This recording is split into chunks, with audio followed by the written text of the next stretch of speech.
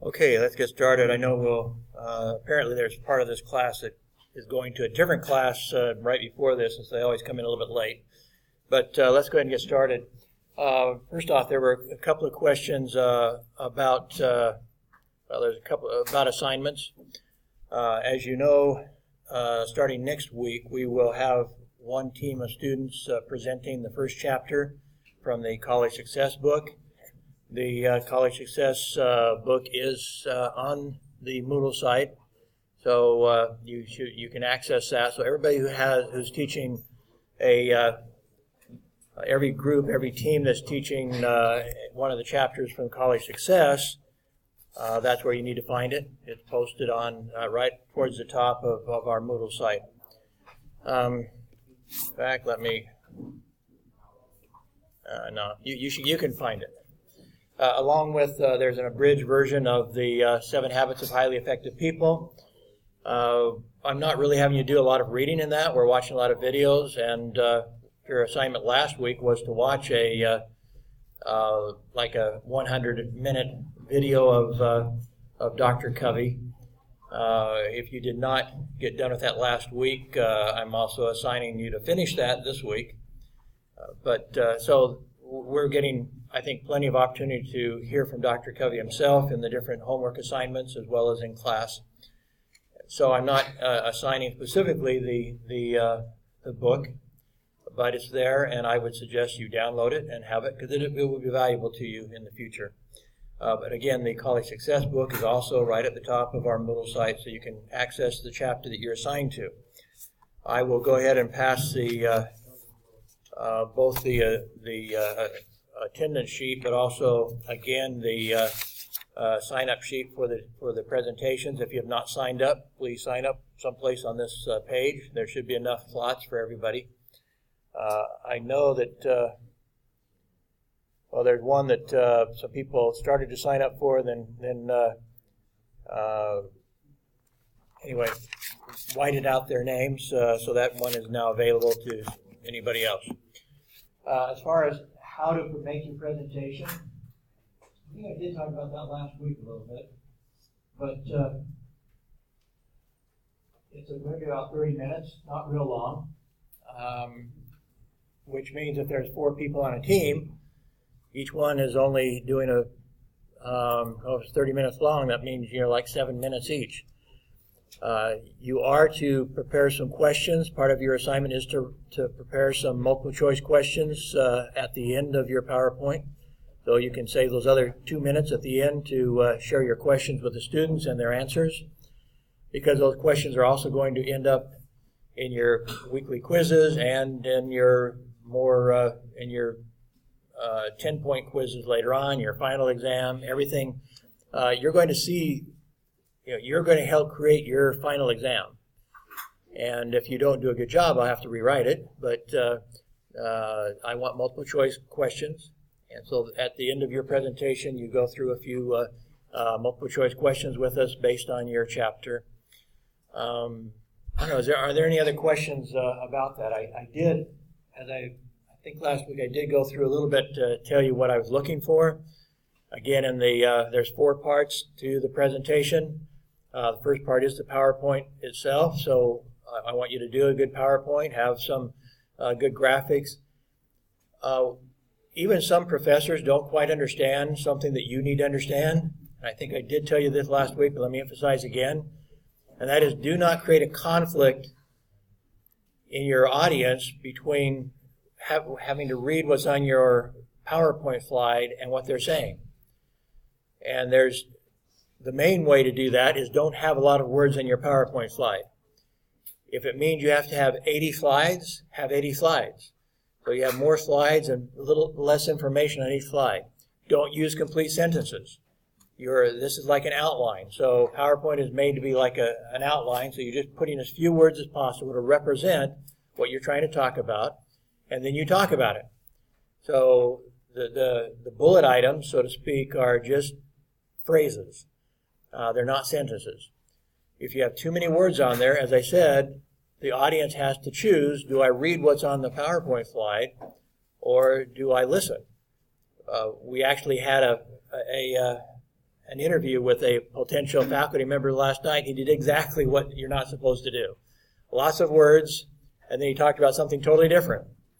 And so those that were in the interview kind of pointed out this is not a good way to present. So even faculty members sometimes don't understand this. When I was working in Kazakhstan, the people that grew up under the Russian influence, they put lots of words in their PowerPoints. Sometimes literally, I had one colleague that was doing a presentation, and she had probably at least 300 words on some of her PowerPoint slides, maybe even more than that. That's crazy. That's absolutely crazy. The only reason why you would put that many words on is if you're just going to have it there for them to look at later, in which case you shouldn't show it to them, basically. Skip over it and let them read it later if you're just trying to document what you're talking about. So that was have a good PowerPoint. Secondly, have good contents, but you do not need to cover the entire chapter. The chapter is long, and you have 30 minutes to present it. Do not think you have to cover everything. Cover the most important things that you think are in the chapter. I will probably not question you at all. So you choose the best things in there. It is, I think I said this before, but it's much better that you present what you present well than you present everything badly. Again, those four steps in helping somebody understand a new concept: define, illustrate, compare, and contrast. Now, that doesn't mean that everything you say has to go through that process, but the main concept should more or less go through that process. What is it? By definition, illustrate it either by words and or graphics, preferably both. And then what is it like? What's it different than? Sometimes those last two aren't necessary, but at the very least, if you're introducing a new concept or an important concept, you need to more than define it. Because people have to understand it. To understand it, they need an illustration. You need to either illustrate it graphically, as I said, or explain it with a story or just verbally illustrate it. So that's content. The third part of your grade is your presentation. And again, I think I talked about this, but in your presentation, you will get a better grade if you're not reading it. That doesn't mean you can't write it to start with. You may write out your presentation, but I would encourage you to then turn it into notes and just deliver your presentation with notes and keep eye contact. Just yesterday in another class, or not yesterday, but Wednesday in another class, everybody was reading their script. All of them were like this, looking down at their script, no eye contact. They were monotone. They didn't raise their voice or lower their voice or speed their voice up or to low it down. It's all monotone. Some were not as bad as others. But if you're going to give us a monotone reading of your script, that is really bad. Bad presentation. There are people who can read and give expression at the same time. That is possible. But you have to, first off, know your script really, really well to do that.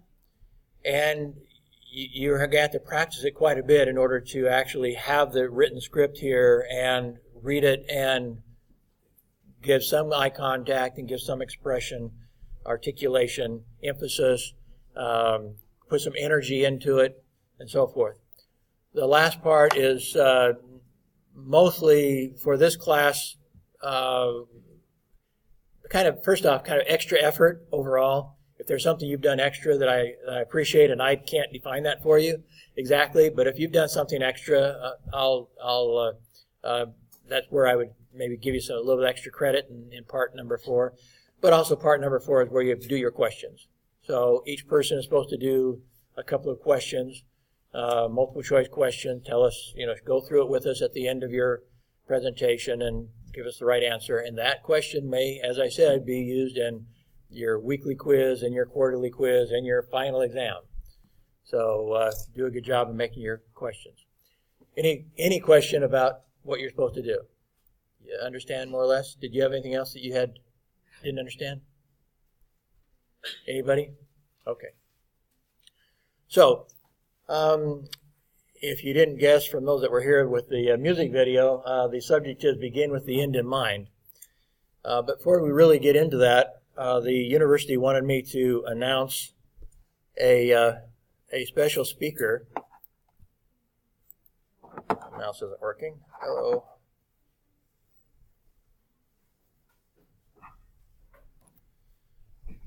And he does sound like that somebody that you should watch if you're if you're interested in this subject that we're talking about. For some reason I'm frozen up.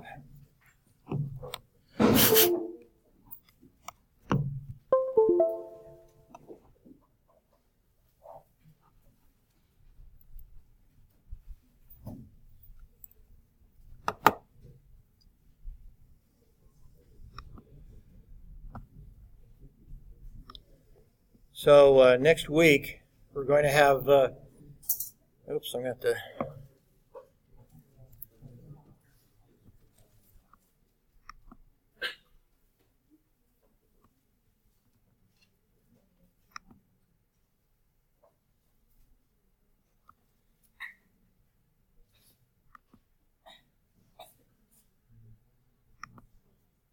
so next week we're going to have a special speaker.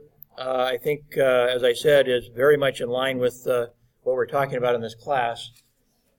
His subject may not sound, well, it is about leadership, so that's an important subject. But the person is more than, it's more than a lecture, in a sense. This person is pretty interesting. He's been an Air Force pilot. He's a billionaire. He's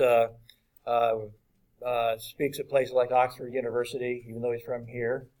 Was there just recently, actually, the last couple of days at Oxford. He's an entrepreneur, an inspiring business leader. He became a billionaire by the time he was 50. He's a renowned philanthropist, gives lots of money to charity. He gives 5 million ringgit a year to charity, allocates 10 million a year for research grants. He has a doctorate in business administration on top of all that. Written 5 books. He's an adjunct professor at other universities. So, he's somebody that is worth your getting to know. And he'll be here next week on the 1st, Wednesday, 3 o'clock in this building, GO1. So I would encourage you to attend that. I think it'd be worth your while. I'm definitely planning to attend. And the university would like us to be there to support this.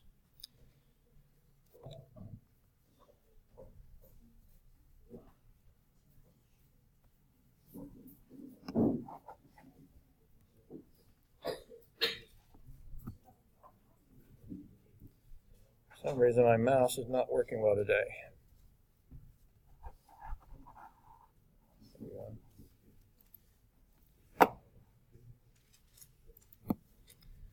Okay, so let's go back to our subject.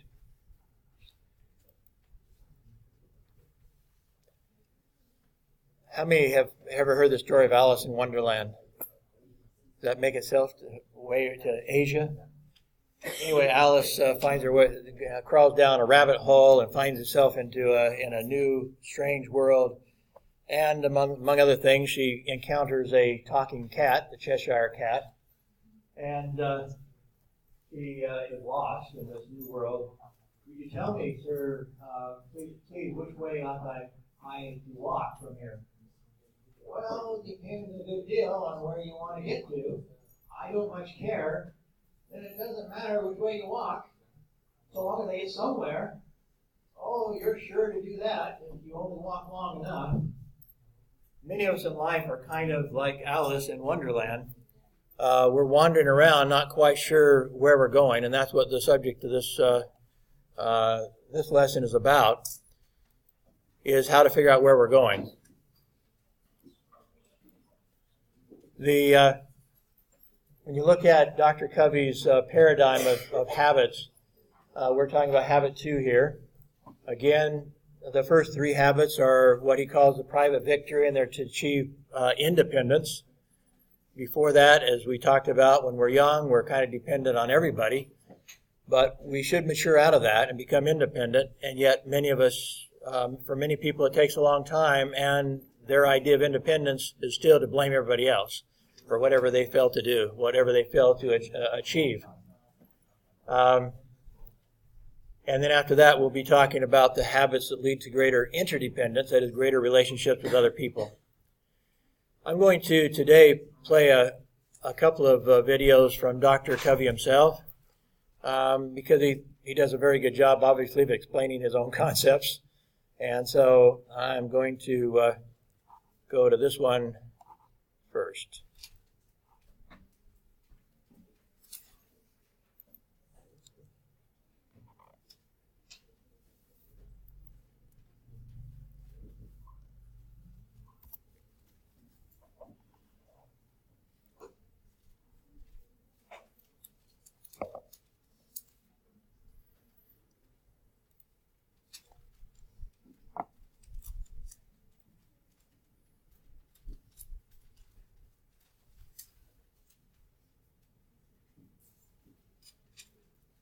This one is I don't know why it's not coming up faster.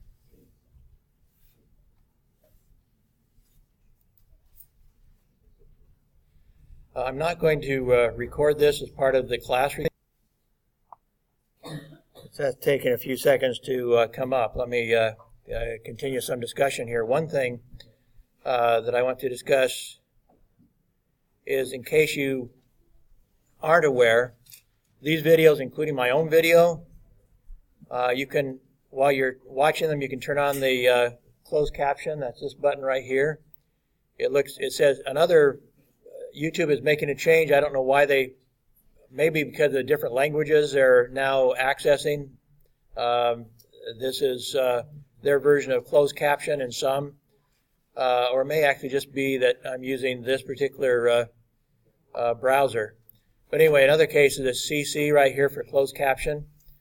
Also, when you hit, there's either up here someplace, depending again on the version, the browser you're using, and the video you're watching. There's again, this one is, well, I'm not sure which one. This is in Chinese, so let me try that one.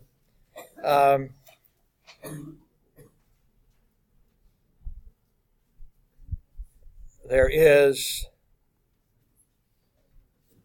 here in one of these, you can get the entire script if I choose the right one.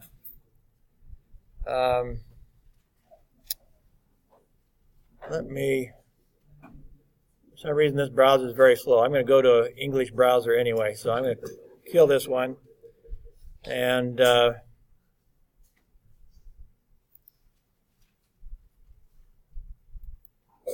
to a different browser.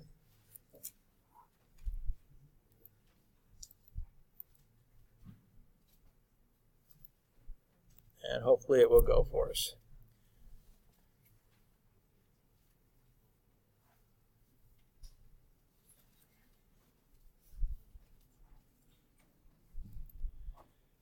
Okay, so in the English version, you get the CC. You can turn on. And if you hit the ... here, you get the open transcript. And it'll give you the entire transcript of that presentation. And that includes mine. So if you're having trouble understanding my English or whatever, you can go onto YouTube and it'll give you the transcript of what I'm talking about. It's not perfect. Sometimes the software mishears what I'm saying, so the software can make mistakes, but you can get the transcript from there. Okay, we'll go ahead with Dr. Covey's presentation. Okay, so you heard it from Dr. Covey. That's obviously a better job of explaining the beginning with the end in mind than I can, because he's the one that created this whole concept. You may have even over the years heard different people talk about mission statements, different organizations talking about creating a mission statement. If they do that, they're talking about Dr. Covey. That's not to say it never existed before, but he's the one that made it, that popularized it at the very least. One of the things that Dr. Covey asked people to do in his seminars sometimes is to imagine themselves at a funeral. Now, this picture is of a Christian funeral, and this may be very different than a funeral you've attended. But this is what he had in his mind as he was describing this scene. So, if you can pretend for a second that you're going to a Christian or to a funeral where they have an open casket, where people have a chance to walk by and see the deceased person for one last time. There's some people talking in the back. You need to listen and not disturb other people, please. Anyway, you're entering this funeral, you see a line of people waiting to pay their last respects to the deceased. And one by one, people walk up there and look at him and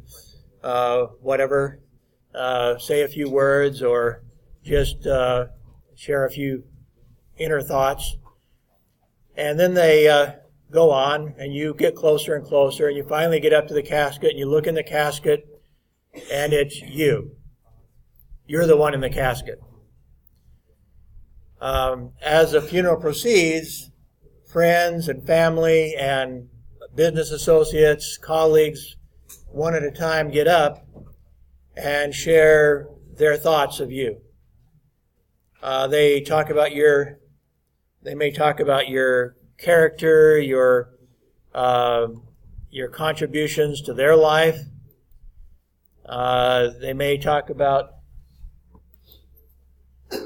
your achievements, the major things that you might have been proud of or whatever. They might not actually say some things that they're actually thinking. If your character wasn't that good, they'll probably leave that out of their discussion in this funeral, out of respect for everybody else. But what Dr. Covey asked is, what would you want them to say about you? What would you want them to say about your character, about your contribution to society, to your family, to your business, to your community, whatever? What would you want them to say about your life achievements?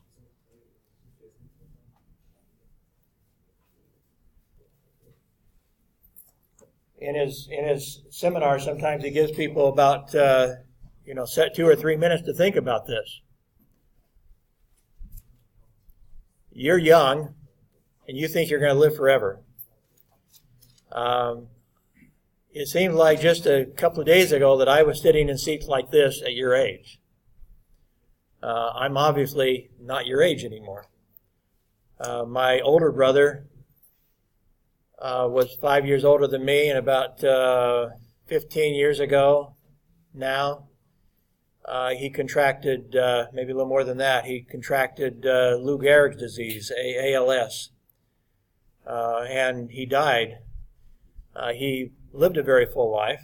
I don't think he had many regrets, but he also did not live as long as he thought he was going to live. My younger brother, 3 years younger than me, had a stroke a few years ago. And if he had not been just at the right place, he happened to be golfing with some buddies, and they were very close to one of the top hospitals in America. And so they rushed him to the hospital, and he's, sometimes he maybe has a little bit of a memory lapse or something now and then, but no major problem from his stroke. But if he had been someplace else, like on his ranch or someplace, he would have died. A number of my friends now are dying. I don't think I'm going to die anytime soon. I'm out here in the track every night, walking my 11 or 12 kilometers, trying to keep myself healthy, my heart pumping good. But even when you're young, you don't know. I have one of my closest friends died when he wasn't much older than you in a car accident. And he had a lot of life to give, but it was cut short. So we don't know when we're going to be at that funeral, and it's going to be us in that casket. And it's going to be us listening to people talking about what we did in our lives. Now, in my scenario for you, I'd like you to think, maybe 15 years in advance. What if you have 15 years left in your life, and most of you have more than that, but if you only had 15 years, you'll get through college, you'll get married, you'll start your job, and then something happens, and let's say, and you're done with life. By then, what do you want people to say about you?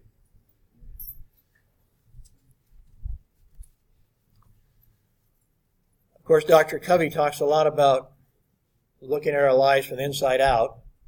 One of the great Supreme Court justices in America said once, what lies behind us and what lies before us are tiny matters compared to what lies within us. But that's where it starts, is what lies within us. If we're going back to the funeral, I would say the most important thing I would want somebody to talk to, be able to say good things about me, would be about my character, not about my achievements. And that basically is a reflection of I am inside, not what I happen to be able to accomplish in society or whatever. So, and Dr. Covey thinks that what's inside is also what's going to make you great on the outside, ultimately, if you have enough time to do that. Beginning with end in mind means to start with a clear understanding of your destination. As he mentioned, it's possible to be busy. It's possible to be busy, very busy, and yet not be very effective. In fact, he says you can be efficient and not be effective. One of the things he talks about in that regard is that, let's say you have a ladder up on a wall and you're climbing and climbing. You're climbing the ladder of success, if you would, but you get to the top and your ladder's leaning against the wrong wall, so to speak. Is your ladder leaning against the right wall, the one that leads to where you want to go? Peter Drucker, some of you are in business, you might have heard this name before. He was seen as one of the kind of geniuses in the business world. He says that management is doing things right, and leadership is doing the right things. And he means that very much in a business way. But also in our personal lives, leadership, according to Dr. Covey, is making those decisions. Where are we? Which wall are we putting the ladder against? What's going to be the focus of our energy? What's going to be the focus of our time? What is if we're building that road? I think I mentioned the other day that analogy he uses. If we're building that road through the jungle, are we going in the right direction? The management might be the people down in the jungle building this road, and they're the ones making sure the workers are working hard. They're chopping down the trees. They're cutting the undergrowth. They're doing all the stuff they need to do to build this road, but they don't have the vision of the leader who climbs up the tree and looks out and yells down, "We're going in the wrong direction." And the people down below are saying, "But we're making progress." Okay, and so you have to be the leader of your own lives, but you also, we're talking about big, if you're in business, if you're whatever organizations you're in your own family, again, if you want to be a leader, you have to be somebody with a vision, that carries the vision, that shares the vision. As you mentioned, in some organizations, the workers don't know the vision. And so that's one thing that the real leader has to be able to do, is share the vision and make sure that people under him grasp the vision and share the vision so that the whole organization can be going in the same direction. Because if everybody doesn't have the same vision, it's not going in the same direction. There are people going every which way. It's like, as they say, herding cats or herding chickens. Not very easy to do. There's a saying in America, measure twice, cut once. That applies if you're a seamstress and trying to sew a dress, or it applies if you're building a building and you need to cut a 2x4 a certain length to fit in the building, in the construction of this building, and you're off an inch, you pretty much throw that 2x4 away because you haven't measured twice and you've already cut once. Again, part of the idea is to make sure that your vision is right on, that you know that you can give that direction to others or to yourself, as far as in your own life, to yourself or to others, what exactly needs to be done in sharing that vision. We already talked about the jungle road. Dr. Covey is shared another story in giving, as he said, he did consulting with some of the top corporations in the world, as well as to presidents and premiers and people like that. Krishna up here had a chance to hear him and interview him a couple of times. I had that chance in Kazakhstan to meet him and to hear him there. And he's a very approachable person, a very good person, a very nice person. But he, as Krishna mentioned here, as I found out in Kazakhstan too, the business people who spent the all-day seminar to hear him paid $3,000. He and I got to talk to him and meet with him free. But the business people were willing to pay a lot of money for just one day with him. And so, anyway, he was involved in a year-long program in Seattle, in my home state of Washington. And towards the end of that year-long program, one of the CEOs came up to him and said, you're teaching about being a leader and being, beginning with the end in mind and so forth, has made me realize that I've not been a leader. I'm the CEO, but I've been a manager. And I've been managing everything. And so after you taught us this, I decided I had to stop being the manager. I had hired other people who in name were the managers. And so I gave them that responsibility. I said, okay, now you guys are in charge. You need to be running the company on a day-to-day basis.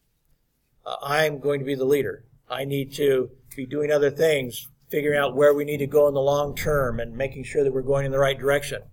And so he walked away from management position to become the leader as the CEO. He said it was an interesting experience, however, because first off, the managers under him didn't want, they were so accustomed to depending on him that they kept coming back to him and asking for him to make their decisions for them. And he had to say, no, you are the managers. You now need to manage. I'm the leader. I'm the CEO. I have other things I have to do. You manage. You make the decisions. And it took quite a while for the people under him to accept their role, that they had the final word in management. Stephen Covey himself, in a DVD I have, said he went through the same experience. When he was still working for another company, his boss came to him and said, you're now in charge of this. You can come, if you have some problems, you can come talk to me, but you're in charge. And he himself found that very difficult because he was so accustomed to the person over him being a micromanager that he didn't quite trust his boss. And it took him quite a while before he could really accept the role that as a manager he really was in charge. And his boss, when he'd go talk to his boss would say, well, when I was younger, I had this experience in this company, and I had this experience over here. They're kind of similar to what you're experiencing, but you're the one on the front lines. You need to make the decision. Let me know what you're going to do. And so his boss made a point of not making those decisions for him. And so that's, again, what the Seattle CEO decided to do, that he would not make the decision for them. By the end of the year, 1 year, their company doubled its revenue because the CEO had stepped away from management and become a true leader. That same sort of effectiveness, we were talking last week about being proactive and how that could increase your effectiveness by 5,000%. And this too, by being the leader, by knowing where you're going, can affect your productivity manyfold. In the case of this entire company, it doubled their profits, doubled their income, because the CEO recognized his role. One of the newspapers I had, I did not recognize that role. Other newspapers I did wonderfully, but this one newspaper, I had a clear vision when I started, and then I hired somebody who first off fed me some misinformation. I don't know whether she was purposely lying or whether she herself just got bad information, but she totally misled the entire company.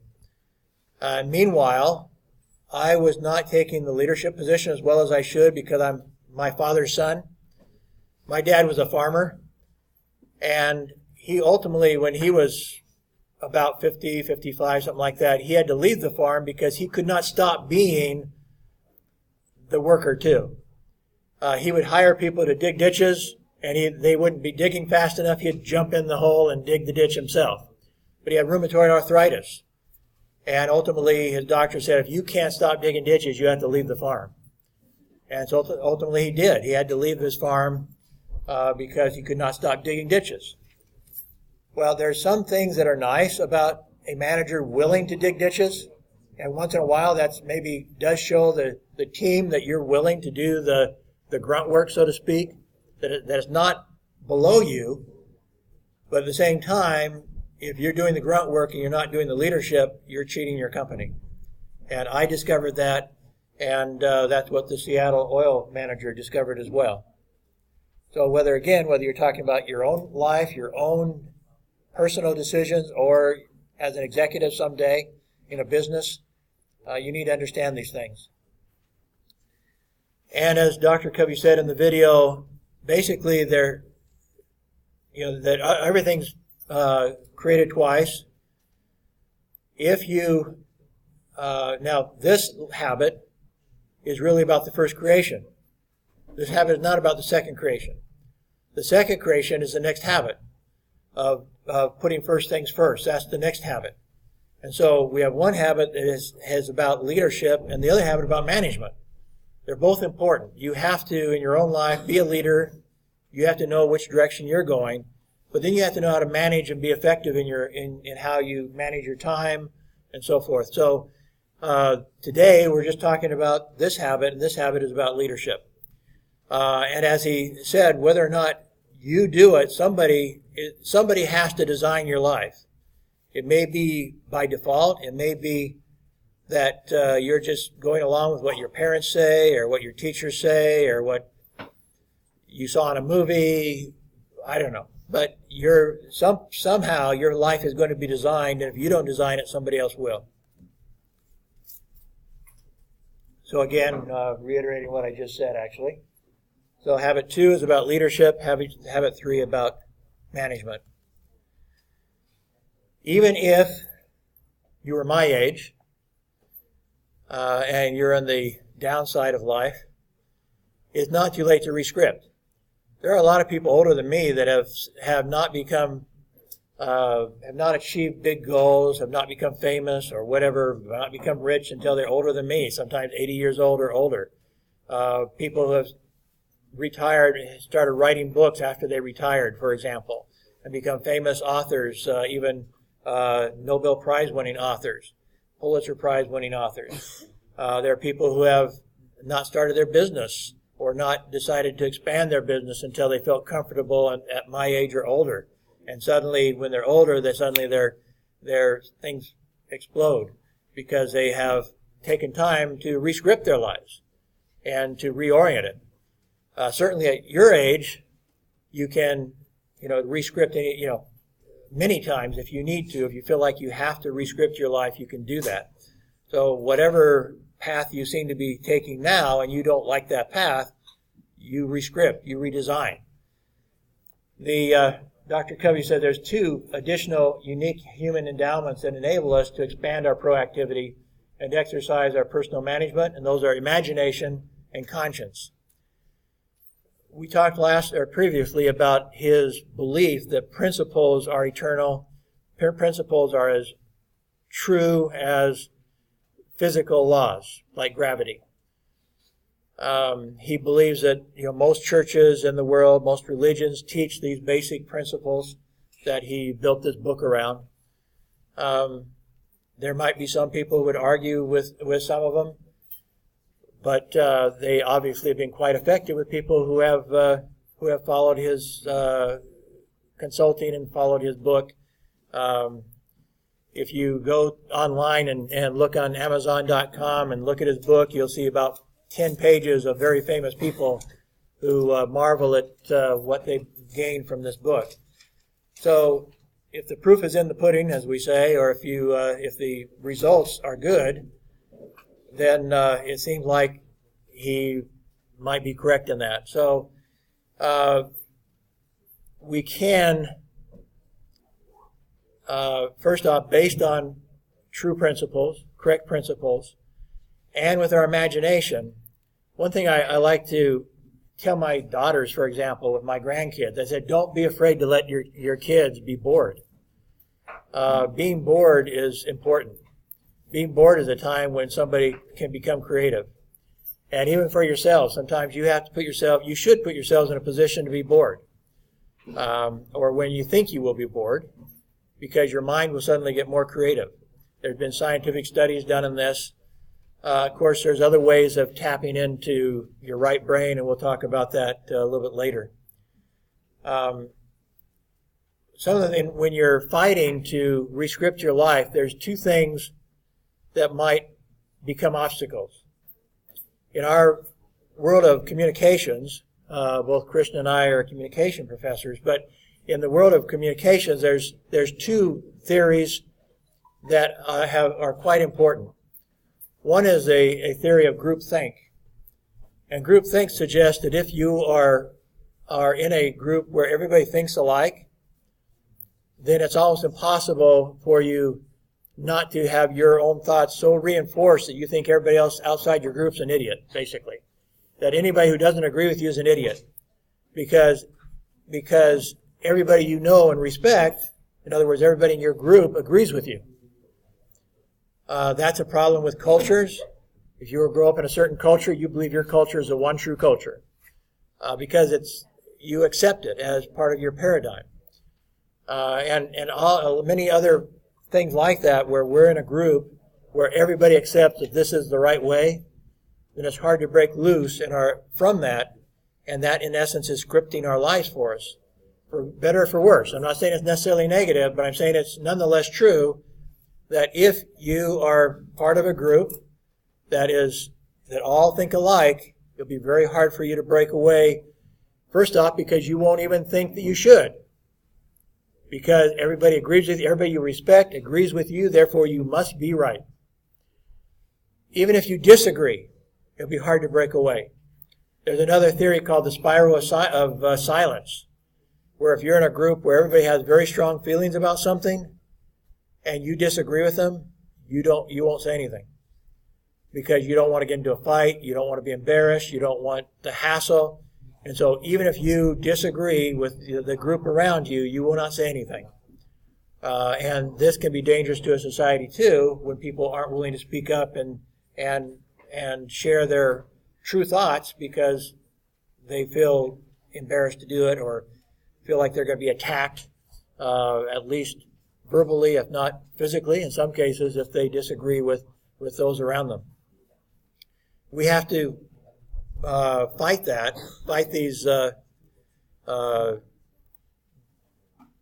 these pressures, I guess you could call them, as we build our own future. We need to do it ourselves.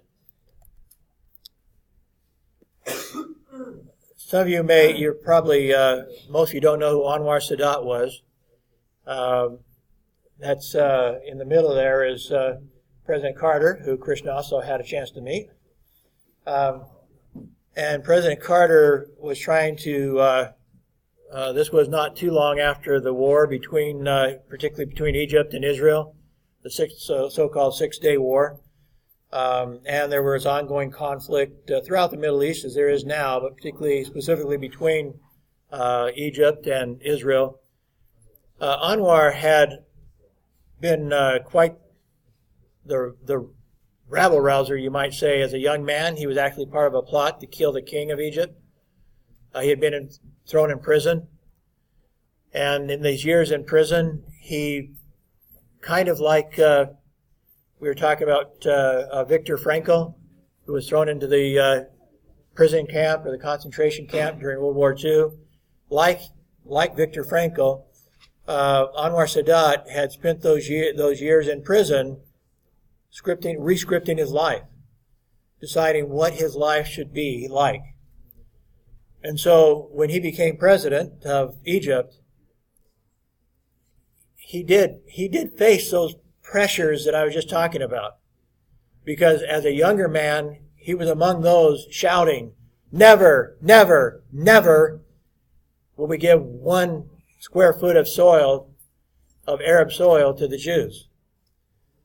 And now as an older man, he was looking at his people and realizing that his people would prosper more, that the world would be more peaceful if they could come to a compromise with Israel.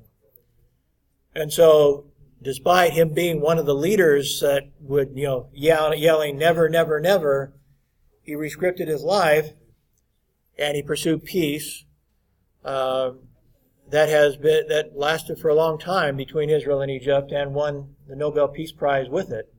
But he had to re-script his life, re-script his own thinking. He also had to stand up against his former supporters in some cases, those that he had led with that shout of "never, never, never," now saying, now is a time of peace. Whether or not you agree with him is not the point, but it's part of the re-scripting that you can do, and he decided to re-script his life and try to make the world of greater peace. Okay, here's another video I want to share with you. So I'm going to go to that video. I'm going to pause our video that we're making. I'm just going to leave it here. But before, we talked just a second ago about the idea of a mission statement. So what is a mission statement? Anybody know what a mission statement is? Heard discussion of a mission statement before? What do you suppose that be? Kind of suggests that we or an organization, whatever, has a specific mission. We individually have a mission. What is our mission in life? Sometimes that's misunderstood that it's some sort of religious thing, and not necessarily that. It could be, but the intention of this is a focus in life, a purpose in life, a mission in life, is a way of focusing your life. What am I all about? But if it's an individual mission statement, it is a statement or a few paragraphs, if necessary, indicating to yourself what is important to you and what you want to accomplish. As I said, it's become very popularized since Stephen Covey wrote his book for organizations to have mission statements. He suggested even that a family should have a mission statement. That it's not a matter of just major businesses, but individuals and families, as well as major business, should have a business statement. What is it that we're all about? What is it that we're trying to accomplish? And those things, even with a corporation, can include things that are not bottom line things. There are some, for example, that include in their mission helping their employees to achieve their goals and their vision of life. Some of them offer scholarships and funding for university for their young employees, or other benefits that will indicate that they care about their employees. And this becomes part of their mission statement. If you listen to Jack Ma, some of the videos that we might listen to from his work with his amazing rise to become a billionaire and China's richest man, he talks a lot about his priorities, and his three priorities, you might say. I may forget now which one he puts first. I think he actually does put employees first, because they're the ones that actually are on the front lines to do the work. And then he puts his customers, because they're the ones that pay the money. And then he puts his stockholders at the third spot. And so because he thinks that and that you might say it's part of his mission statement, whether it is formally or not, when he's talking about it, that's part of his mission, is to take care of his employees, make them happy, help them progress, help them to feel like they're really part of the team and can contribute their ideas. Then he puts his customers, make sure they're happy with their products and their services. And then if those two are happy, then ultimately the stockholder should be happy. But he has to keep the priorities. If he worries too much about the stockholders, that's again like putting on a pair of glasses, as actually Dr. Covey's next video suggests, that you see your life, your mission through these glasses. And if you're only thinking about the stockholders, you may be ultimately leading to the demise of your company. When we talk more about Clayton Christensen and his ideas of disruptive innovation, one of the videos actually that I asked those in week one, those that were here in week one to watch, was a video by Dr. Christensen, and I put it back in my list today for you to watch if you didn't watch it in the first week, because it talks both about what he's found, partly what he's found with businesses and part of what he found with families. And he said the same situation leads to the destruction of both of them. If people are not careful and they're only thinking about immediate profits, that's how to kill your company. And if you're a father, for example, and you're only thinking about immediate gratification, you will kill your family in a sense of divorce or whatever. And he said it's kind of the same drive, is it nearsightedness. And so companies, he mentioned specifically companies like Lucent and Nortel, were big companies in the internet world just a few years ago. And they're now basically dead because they were committed to making money for their stockholders. And that meant they made good decisions for making profits for their stockholders for a while until the new company came and disrupted them and put them out of business. Now what do the stockholders have? So they're so focused on short-term profits, they did not consider long-term investments that were necessary to stay ahead of the competition. So anyway, the mission statement with an individual mission statement might be even a little longer than a company mission statement, because a company mission statement is a little bit more focused.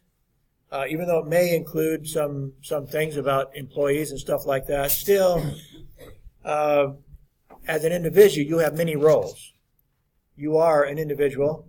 You are a family member. You are a community member. You are an employee. You have many roles as an individual, and so your mission statement may reflect all of those roles. And so he includes in his book a mission statement by one of his friends. And this is his mission statement. Succeed at home first. Seek and merit divine help. In other words, prayer, meditation. Never compromise with honesty. Remember the people involved. Hear both sides before judging. Obtain counsel of others. Defend those who are absent. Be sincere, yet decisive. Develop one new proficiency every year. Plan tomorrow's work today. Hustle while you wait. That may be a little bit, like I said, about being bored, and then spend your time when you're being bored with doing something imaginative. Perhaps that's part of what he's talking about there. Maintain a positive attitude. Keep a sense of humor. Be orderly in person and in work. Do not fear mistakes. Fear only the absence of creative, constructive, and corrective responses to those mistakes. Facilitate the success of subordinates. In other words, help your employees succeed also. Listen twice as much as you speak. Concentrate all abilities and efforts on the task at hand, not worrying about the next job or promotion. So that was one person's mission statement, a little bit longer than what most corporate mission statements would be, because he's trying to establish the principles and the things that are important to him that will relate to everything. His family life, his individual development, his work as an employee, whatever he's doing, he's trying to reflect with his mission statement. But creating that mission statement helps you to focus and find your purpose and your mission and stay focused in what you want to accomplish in life. There's another video I'm going to have you watch where a guy was struggling. He had a good job, he was making good money, and he just wasn't happy.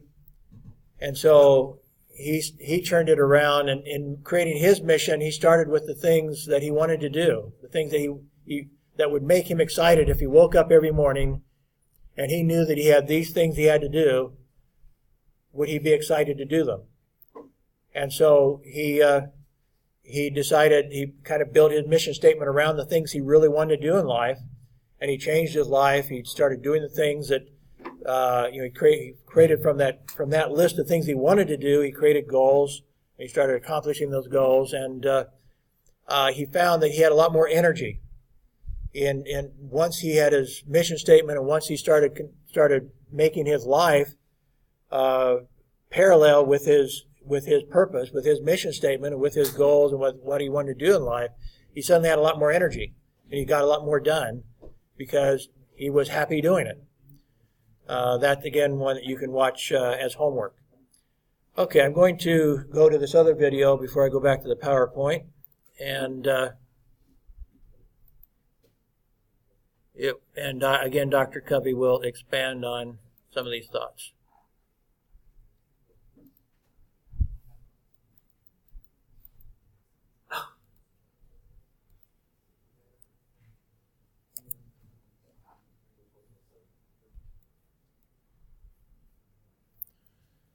So Dr. Covey says we need to figure out what our center is, and he suggests that it needs to be principles and not one of these other things: spouse, family, work, self. In fact, he goes through some of these. He goes through a lot of these in his book, and he says that actually one of the things that leads to the failure of a marriage, for example, is somebody being spouse-centered. Is that if you're so locked in, if your happiness is so totally dependent on your spouse, and your spouse can't fulfill your needs, and you become miserable and you start complaining, and you have made your happiness dependent on your spouse, that's a good way to destroy the marriage. There's, in another PowerPoint I have a slide of this sunrise, and there's two people sitting by each other looking out at the sunrise. And then I have a quote from a philosopher that says, "Love is not looking at each other, but looking together in the same direction." And that is the ideal marriage, is if the two partners in the marriage are looking together in the same direction. They have the same goals. They have the same mission. Then it's not dependent on one or the other. Your happiness does not depend on each other. The happiness depends on what you're doing together to accomplish your goals together, which makes it very different. As he mentioned, that basically everything else comes out of that center. Your guidance in the sense of what is appropriate, what do I want to achieve, what is sometimes when you're talking about your mission statement, or when you're talking about the center of your life, it is not necessarily a specific goal. It is not necessarily, I want to be a professor of a university. Your mission statement may be, I want to teach people and help people have better lives. Now, you can do that in lots of ways. You don't have to be a professor to do that. So there's other people who teach, and now on the internet, there are people that do great things. In fact, there's some people who suggest that in the future there will be, in fact, even now to some degree, but the internet will create super teachers, super professors. I would say right now there is one actually already. I mentioned him already. Forget his last name. The Khan Academy. Forget his first name. Anyway, he has built this online education system that has made him a superstar. Millions of people are referring to going to his site. Teachers are taking their students to the site and flipping their classroom. They're letting Xiamen, is the first name, Xiamen Khan, do the teaching, him and the people he hires, and they're flipping the classroom. In the classroom, they're talking and conversing and doing projects and stuff, and they're assigning as homework the instruction to be done by Xiamen Khan and his people, because they're such great teachers. Xiamen Khan is a super teacher, and the internet has enabled him to have an impact all around the world. There are people all around the world going. In Kazakhstan, there are a lot of people going to Khan Academy to learn the concepts of their high school education, for example, but at the same time to be learning their English. And so Xiamen Khan has, like I say, become a super educator. And he's not a professor. In fact, he was never trained to be a teacher. He just is a natural teacher and has done amazing things. The power, you basically, if your principles are right, then you should gain power from them. That's the whole idea of the 7 habits. They're based on principles, and if you understand these principles and apply them right, you'll gain power. You'll gain power by being proactive, as he said, the 5,000% more powerful in a sense. You'll be more powerful if you have a principle-centered life. You'll be more powerful if you know what your end is. What is, have the end in mind before you start your construction of your life, so to speak. You'll be more powerful when you learn in the next week about how to manage your life better. So all of these things he's talking about are ways of giving you power, and they're principle-based. So that's an example. The wisdom you gain will be from the principles, and you'll gain a sense of security from it. As he mentioned, there's different centers, and since he talked about it already, I'm not going to spend a lot of time on it. But we'll, again, spouse-centered, family-centered, and some of these you think are good things. But he points out sometimes they're very self-defeative. For example, my ex-wife was extremely family-centered. But every one of her children, she had 5 children, and she was my second wife as it was. So I have an ex-wife and an ex-wife. But this one was extremely family-centered, but to such a degree that she could not discipline her children at all. And in fact, she herself became somewhat deceptive and even went so far as breaking some laws on behalf of her children. 4 of her 5 children committed felonies. That's why she's my ex-wife, is that she had no center. There were no principles in the middle of her life. It was all family. And so her son sold drugs, but she wanted him in her home. So she allowed him to sell drugs from the home. When I was in Kazakhstan, my stepson was selling drugs in our house. There were no principles in the center of her life. It was just family, family, family. Right before I finally filed for divorce, she was wanting to move out of our house and to an apartment and let her daughter move into the house with her husband and 2 children. And she was going to give her daughter, her oldest daughter, a break on the rent if she had let her youngest son, the one selling drugs, to share a bedroom with her grandson. I said, "Are you an idiot? You don't have a drug dealer sharing a bedroom with your grandson." And she started screaming at me, "He's my son! He's my son!" That's when I just gave up. I thought, you have no sense. You have no sense of, your center is so screwed up, you've created monsters out of all your children. And I can't live here with a bunch of felons, basically. I can't. And yet her heart was good, in a sense. Her heart was totally, totally family-centered. She totally, totally loved her children. But she totally, totally screwed up their lives. because she was not principle-centered. And so that's, so with any of these things, they might have a place in your life. They might have, obviously you need to make money. You want to have a good family. You want to have a good spouse. You want all these things to be good for you. But if they become your center, they'll screw up your life. They have to be in the periphery. They have to be on the outside, something that your center is principle-centered, and now everything else will work out if you're living by your principles.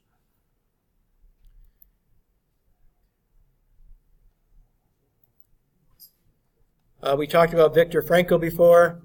Another one of his quotes, when we are no longer able to change a situation, we are challenged to change ourselves. So that, again, he was kind of the father of proactivity, and somebody that Dr. Covey quotes a lot, as he was the one, again, that was thrown in the concentration camp and watched his family die, but created a university within the concentration camp and escaped the camp but in his mind only, and changed his life afterwards based on what he learned from that experience. But he also talks about mission statements, more or less. He may not put it in those terms. He may have not used that term, but in essence he does. He says that basically we don't invent our missions in life. We detect them. Steve Jobs, in his speech, there's a YouTube video of him giving a speech at Stanford University. And he basically says that too. It says, basically, you follow your heart. That'll lead you where you want to go. Again, if you have the wrong center and you have the wrong principles, that may not necessarily be true. It may be leading you off the cliff. But ultimately, if you will have right principles and if you're mission-oriented, you can discover what it is, and it may not be, again, something you create. It may be something that you just ask yourself when you start thinking about your life. It is inside you. It is something that you have to discover. It's not something you create. You create your life around it. You design your life around your center and around your mission in life.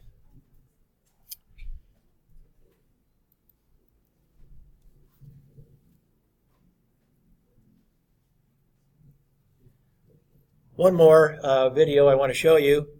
This one is from Tony Robbins about clarity and purpose. Is that the one I wanted to do, or was there another one? No. I'm going to skip that one. That one you can watch as homework. I want to go to Zig Ziglar instead. He has that southern drawl. I don't know how well you understand him. He actually talks slower, but because he draws out his word, the southern accent in America has Krishna. He could turn on his southern drawl from going to university in Tennessee. But so I'm going to go to this one next.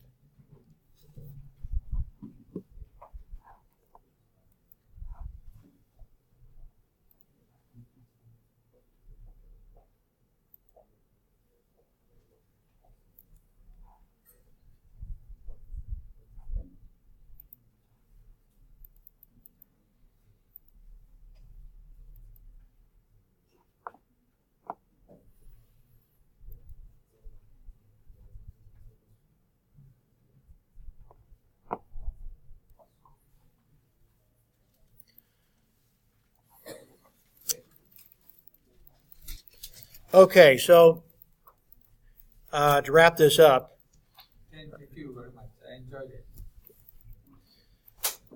it. There's one other dimension. Actually, I was going to mention Krishna on this too, because I know he's involved with this.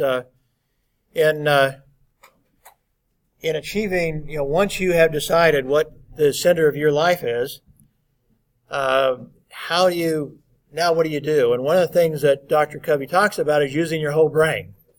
We talk about left brain and right brain. Left brain, as you've probably heard, is more logical, math-oriented.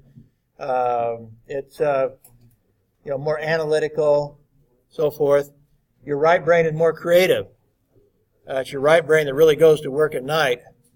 It's deals in pictures and wholes and synthesis and things like that.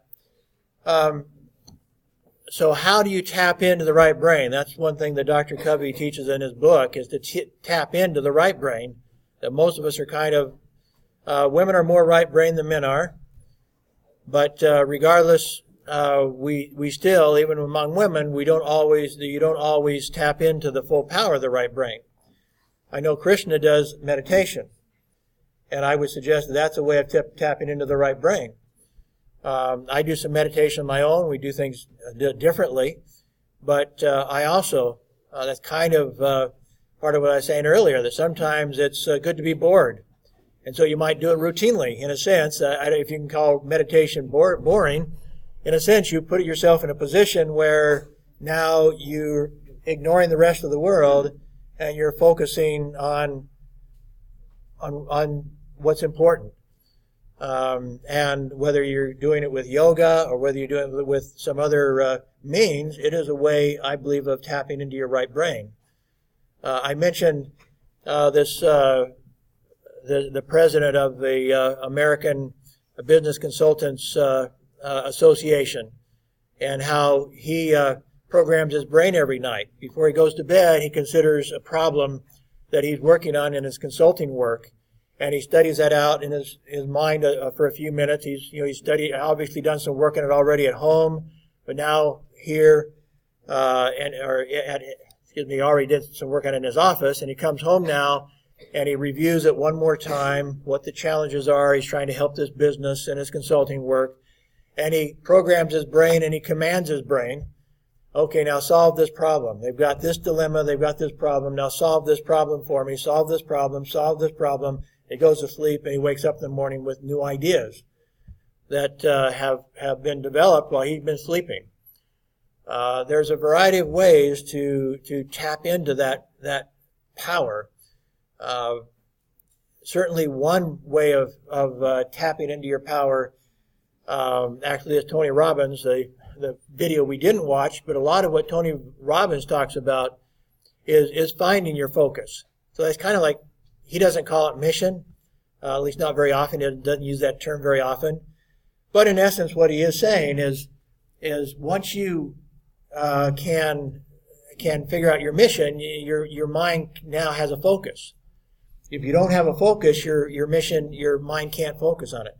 There's one other thing that also that Dr. Covey talks about, and we'll wrap up, is he talks about visualizing.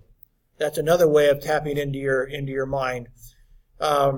They've actually done experiments. Well, first off, they did a study of champion athletes, and they found that the best athletes are the ones who do the most visualizing. They visualize themselves winning that race or winning that football championship or whatever it is that they're an athlete in.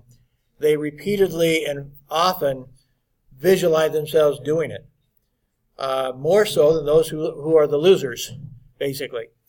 They're visualizers. So they did an experiment, and they in basketball, one of the, you might say, simplest things there is to make a free throw.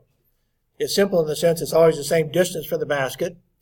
You should go through the same motion. And so if you can get good at anything in basketball, you should be able to get good at free throws. And yet a lot of people struggle with them. Some of the best players in the world struggle with their free throws.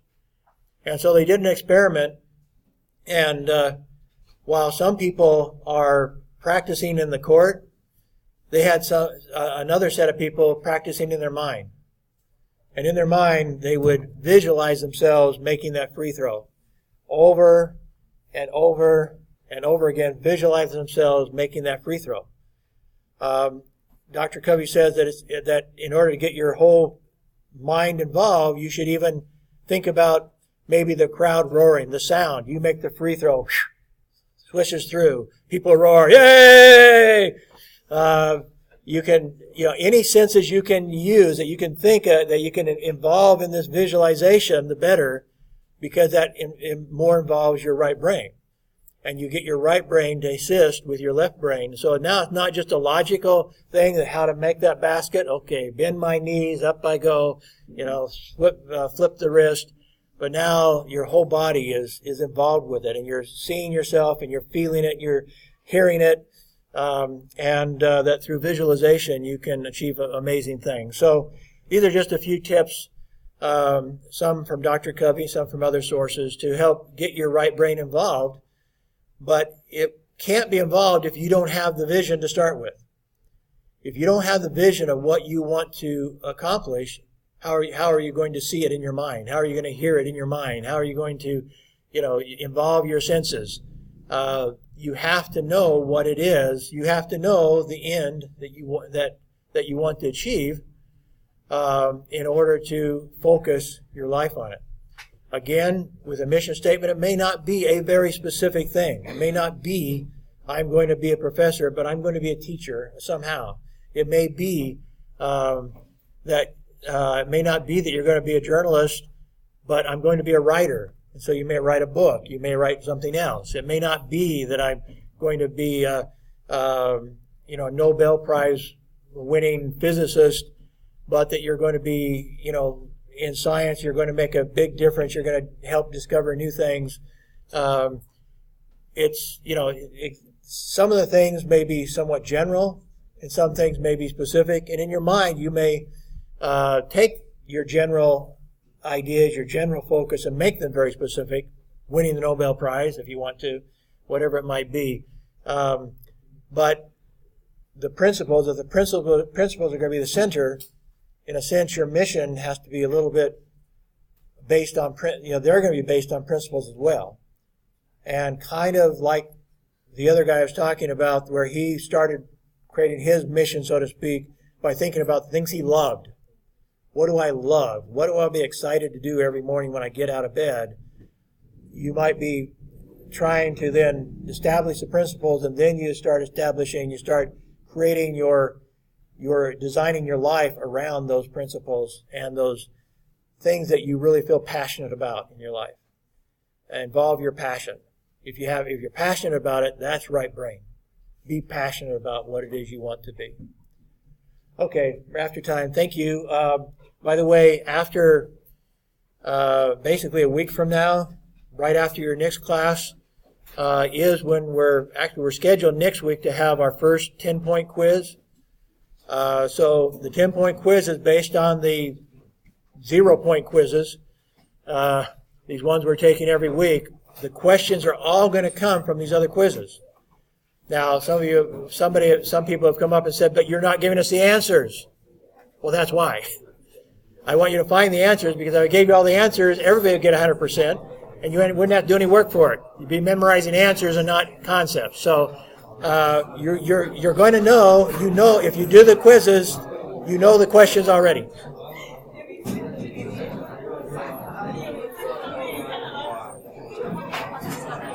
Thank you.